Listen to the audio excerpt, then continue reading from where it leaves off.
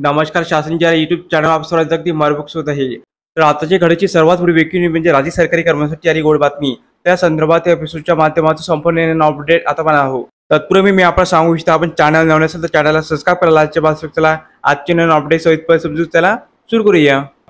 राज्यातील केंद्र पुरस्कृत समग्र शिक्षण, प्राथमिक शिक्षण, माध्यमिक शिक्षण व शिक्षण तंत्रज्ञान उपयोजनेचा उर्वरित निधी वितरित करण्याबाबत राज्य शासन शालेय शिक्षण व क्रीडा विभागाकडून दिनांक 24 एप्रिल 2024 रोजी महत्त्वपूर्ण शासन निर्णय निर्गमित करण्यात आलेला आहे.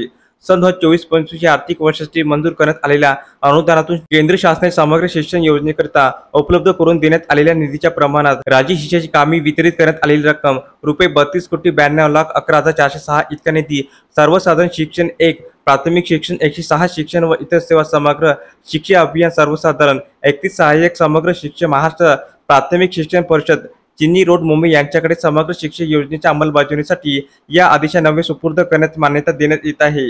सदर निधी हा आहरित करून वितरण करण्यासाठी अवर सचिव कक्ष अधिकारी, शालेय शिक्षण व क्रीडा विभाग मंत्रालय यांना आहार व संवितरण अधिकारी सहसचिव, उपसचिव, शालेय शिक्षण व क्रीडा विभाग मंत्रालय यांना नियंत्रक अधिकारी म्हणून घोषित करण्यात येत आहे.